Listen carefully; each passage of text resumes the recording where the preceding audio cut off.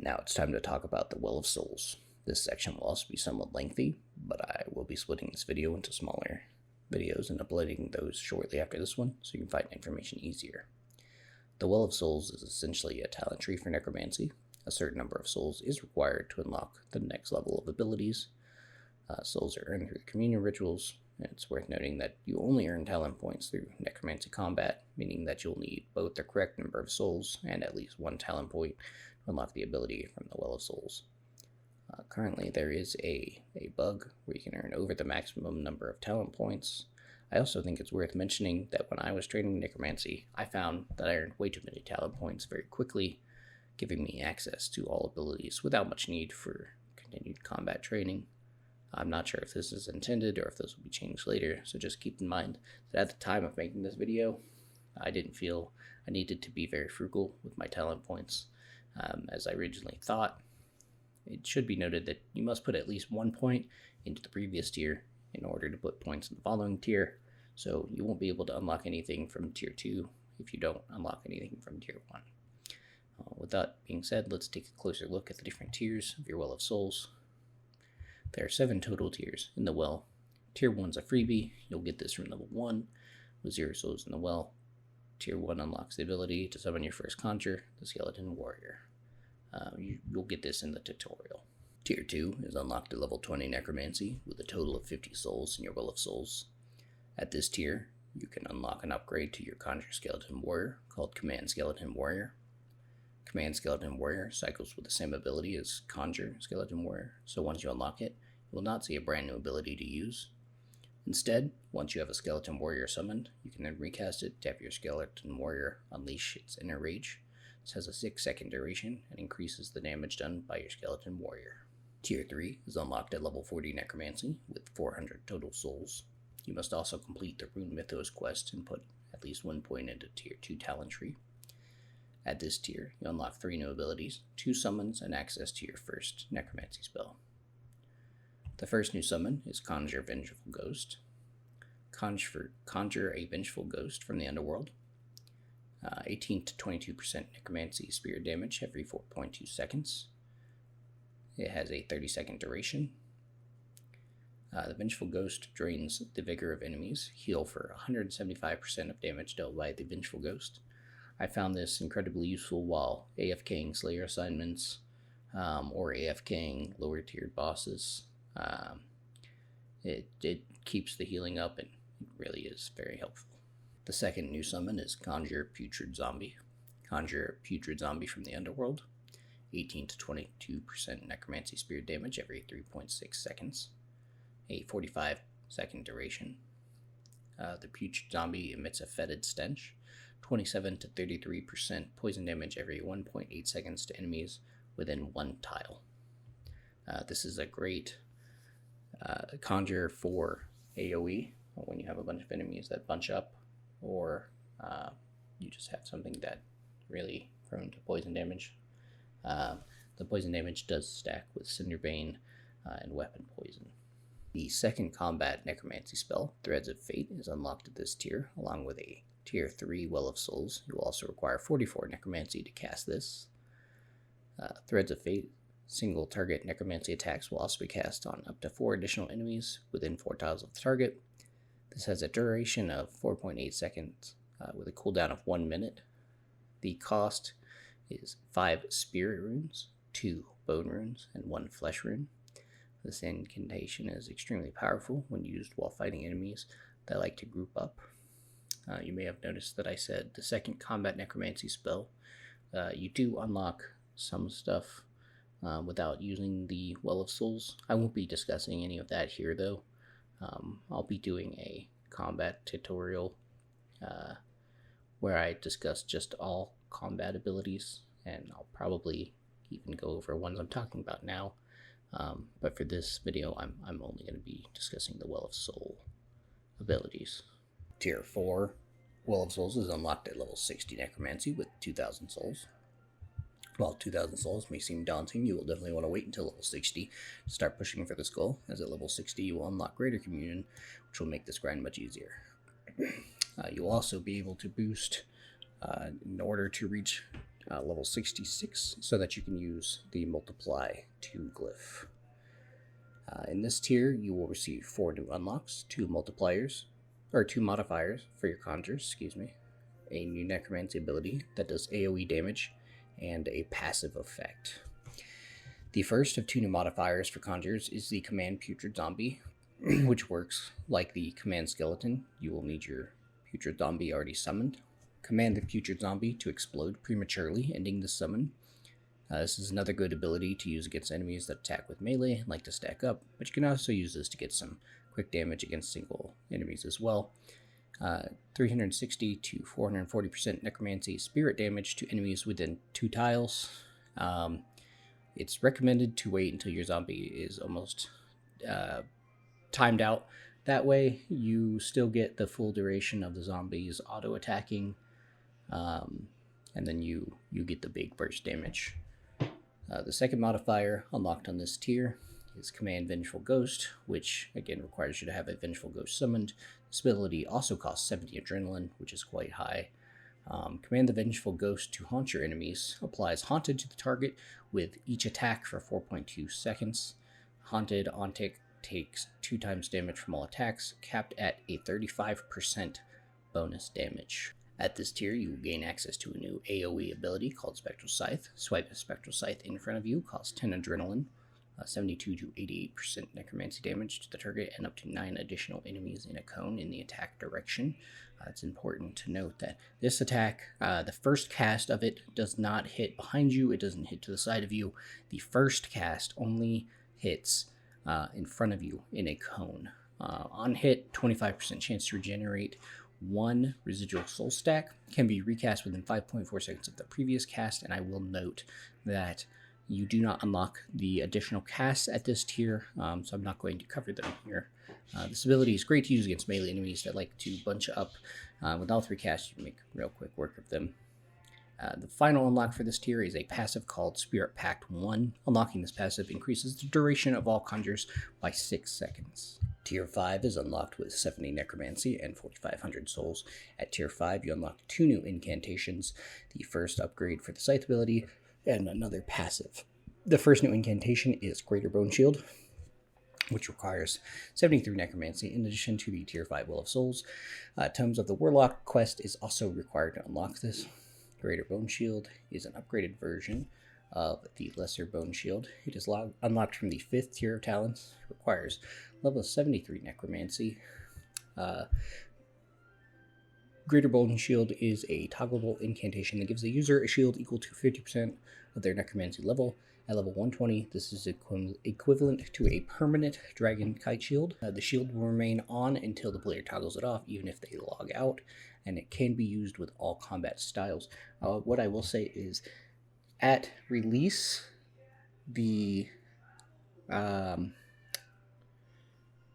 Shield would override your equipped shield, but they have since fixed that. So now if you equip a shield that's higher tier than a Dragon Kite Shield, then you'll be okay. It will not override it anymore. Additionally, Lesser Bone Shield is not unlocked on the Well of Souls.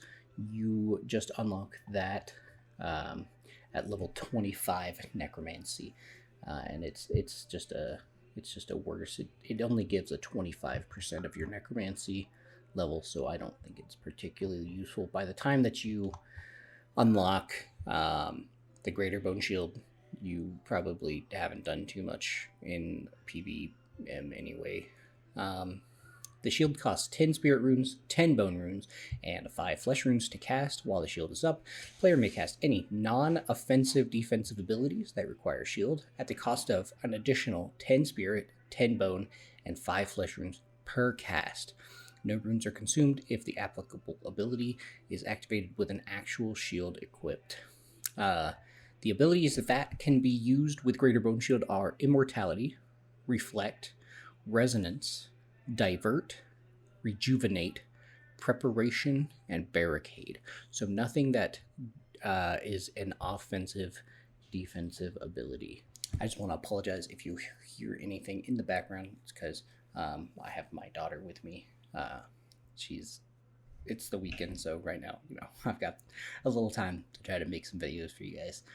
So I do apologize. I've tried my best to make sure that it doesn't pick up on the mic, but I can only do what I can do. So the second new incantation unlocked at this tier is Life Transfer, which requires 76 Necromancy, in addition to the Tier 5 Well of Souls. The Tomes of the Warlock quest is also required to unlock this. Upon casting, the player will be dealt 50% of their maximum life points, and the duration of their active spirits will be increased by 20.4 seconds. Life Transfer cannot be cast if no spirits are conjured, or if the player does not have enough life points to survive the cast. The spirit's duration cannot be extended past 60 seconds. Casting Life Transfer grants 118 Necromancy experience. The next new unlock is an upgrade for the Spectral Scythe, which requires 62 Necromancy in addition to a Tier 5 Well of Souls, and also the first unlock of Spectral Scythe must be unlocked on hit. It has a 25% chance to generate a stack of residual soul for each target hit. All targets hit by this ability or its upgrades will become aggressive. This upgrade works very similarly to the Hurricane ability from Melee. You must cast the first instance of Spectral Scythe, which costs 10 adrenaline, and then cast it again within about 5.4 seconds, or 2 auto attacks, or an ability and an auto attack. And the second cast cost 20 adrenaline for a total of 30. If you do not cast it again within the 5.4 second period, it goes on cooldown, and you have to wait for it to come up, and then cast the first cast again.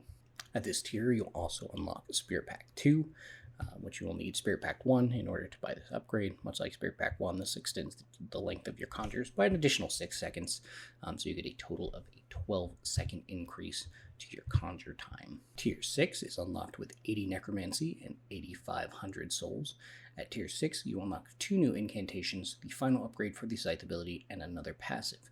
The first new incantation unlocked is the Invoke Death, which requires 80 Necromancy, in addition to a Tier 6 Well and Tomes of the Warlock quest. On cast, gain a 6-second buff, which empowers your next Necromancy ability to apply Death Mark to its target. If a Necromancy ability damages the marked target to below 30,000 or 20% of total life points, whichever is lower, the target will be executed.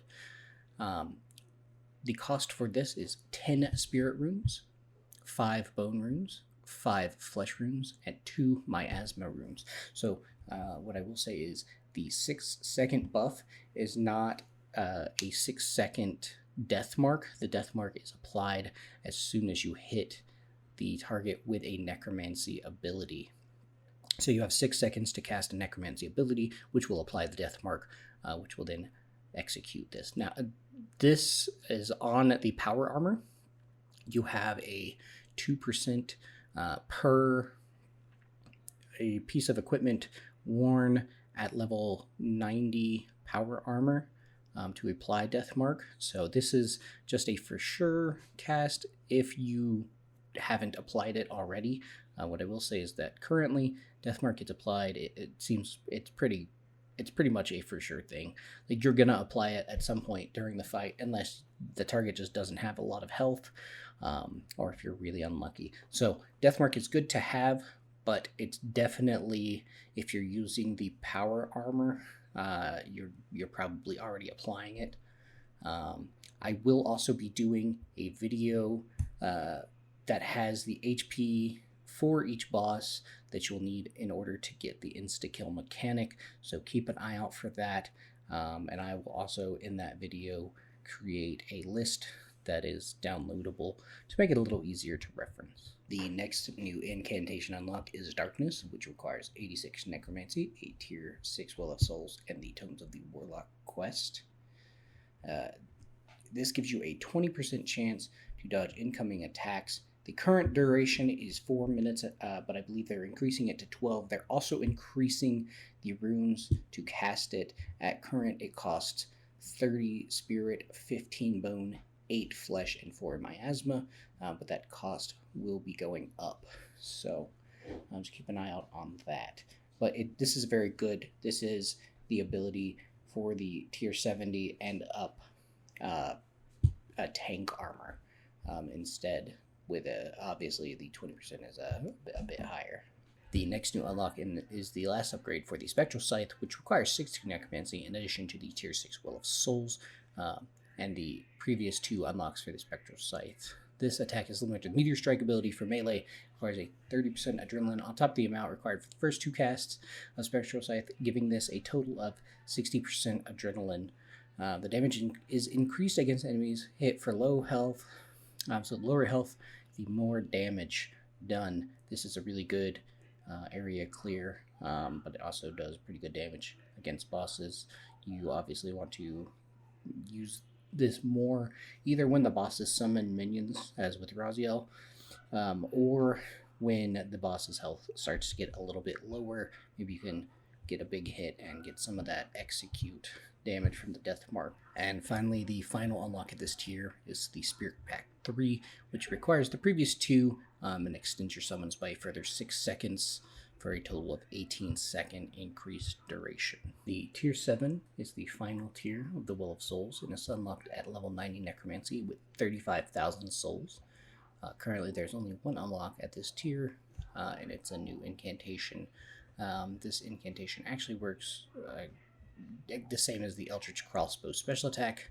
It's called Split Soul. Split Soul applies a buff to the player that causes the Soul Split curse to damage the player's target for 4 times the amount of life points it would have healed when using Necromancy. The incantation can only be cast when wielding Necromancy weapons, and the effect only applies to Necromancy damage. The buff is not lost if the player switches to different weapons, but will not cause extra damage. This has a 20.4 second duration and a 1 minute cooldown.